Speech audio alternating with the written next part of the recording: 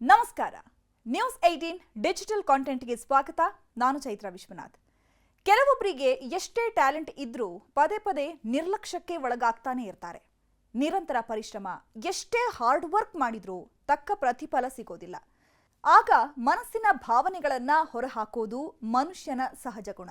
ಇದೇ ಅನುಭವ ಈಗ ಭಾರತದ ವೇಗಿ ಭುವನೇಶ್ವರ್ ಕುಮಾರ್ಗೆ ಆಗಿದೆ. ಹೌದು, ಭಾರತದ ಅನುಭವಿ ವೇಗದ ಬೌಲರ್ ಭುವನೇಶ್ವರ್ ಕುಮಾರ್ 2022ರ ಟಿ20 ವಿಶ್ವಕಪ್ ನಂತರ ಟೀಂ ಇಂಡಿಯಾದಿಂದ ನಿರಂತರವಾಗಿ ಕಡೆಗಣಿಸಲ್ಪಟ್ಟಿರೋದ್ರ ಬಗ್ಗೆ ತಮ್ಮ ಮೌನವನ್ನ ಮುರಿದಿದ್ದಾರೆ. ತಮ್ಮ ಅತ್ಯುತ್ತಮ ಪ್ರದರ್ಶನದ ಹೊರತಾಗಿಯೂ ಕೂಡ ಆಯ್ಕೆಯು ತಮ್ಮ ಕೈಯಲ್ಲಿಲ್ಲ ಅಂತ ತಮ್ಮ ಬೇಸರವನ್ನ ವ್ಯಕ್ತಪಡಿಸಿದ್ದಾರೆ.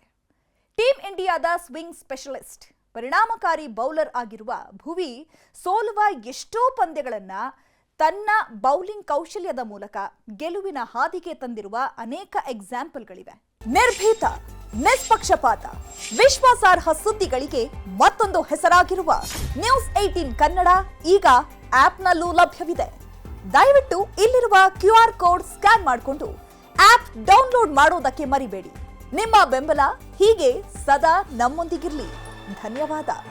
ಟೀಂ ಇಂಡಿಯಾಗೆ ಕಂಬ್ಯಾಕ್ ಮಾಡುವ ಕುರಿತು ಸಂದರ್ಶನವೊಂದರಲ್ಲಿ ಕೇಳಿದಾಗ ಇದಕ್ಕೆ ಆಯ್ಕೆದಾರರೇ ಉತ್ತರಿಸಬೇಕು ಅಂತ ಭುವನೇಶ್ವರ್ ಕುಮಾರ್ ಸ್ಪಷ್ಟಪಡಿಸಿದ್ದಾರೆ. ಹೌದು, ನನ್ನ ಕೆಲಸ ಮೈದಾನದಲ್ಲಿ 100% ಉತ್ತಮ ಪ್ರದರ್ಶನ ನೀಡೋದು ಮತ್ತು ನಾನು ಅದನ್ನೇ ಮಾಡ್ತೇನೆ. ಮುಸ್ತಾಕ್ ಅಲಿ, ರಣಜಿ ಅಥವಾ ಏಕದಿನ ಪಂದ್ಯಗಳಲ್ಲಿ ಉತ್ತರ ಪ್ರದೇಶವನ್ನ ಪ್ರತಿನಿಧಿಸಲು ಅವಕಾಶ ಸಿಕ್ಕರೆ ಅಲ್ಲೂ ನನ್ನ ಅತ್ಯುತ್ತಮ ಪ್ರದರ್ಶನವನ್ನ ನೀಡ್ತೇನೆ ಅಂತ ಭರವಸೆಯ ಮಾತುಗಳನ್ನಾಡಿದ್ರು. ಒಬ್ಬ ಶಿಸ್ತಿನ ಬೌಲರ್ ಆಗಿ ನನ್ನ ಗಮನವು ಫಿಟ್ನೆಸ್ ಮತ್ತು ಲೈನ್ ಲೆಂತ್ ಮೇಲೆ ಇರುತ್ತೆ.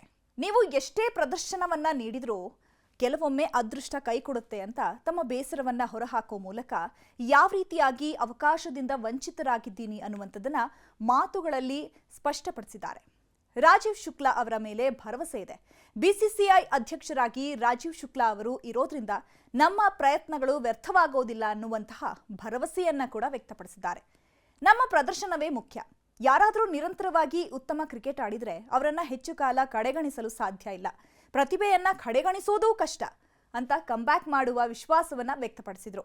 ಭುವನೇಶ್ವರ್ ಕುಮಾರ್ ಭಾರತದ ಪರ 121 ಏಕದಿನ, 21 ಟೆಸ್ಟ್ ಮತ್ತು 87 ಟಿ20 ಪಂದ್ಯಗಳನ್ನು ಆಡಿದ್ದಾರೆ. ಅವರು ಅಂತಾರಾಷ್ಟ್ರೀಯ ಕ್ರಿಕೆಟ್ನಲ್ಲಿ 294 ವಿಕೆಟ್ಗಳನ್ನು ಕಬಳಿಸಿದ್ದಾರೆ. ಇದರ ಹೊರತಾಗಿಯೂ ಕಳೆದ 3 ವರ್ಷಗಳಿಂದ ಅವರಿಗೆ ಟೀಂ ಇಂಡಿಯಾದಲ್ಲಿ ಸ್ಥಾನ ಸಿಕ್ಕಿಲ್ಲ. 2022ರ ನಂತರ ಸ್ವಲ್ಪ ಸಮಯದವರೆಗೆ ಅವರ ಫಿಟ್ನೆಸ್ ಮತ್ತು ಫಾರ್ಮ್ ಬಗ್ಗೆ ಪ್ರಶ್ನೆಗಳು ಸಾಕಷ್ಟು ಮೂಡಿತ್ತು. ಆದರೆ ಈ ಅನುಭವಿ ಬೌಲರ್ ದೇಶೀಯ ಕ್ರಿಕೆಟ್ನಲ್ಲಿ ನಿರಂತರವಾಗಿ ಉತ್ತಮ ಪ್ರದರ್ಶನವನ್ನೇ ನೀಡ್ತಾ ಬಂದಿದ್ರು.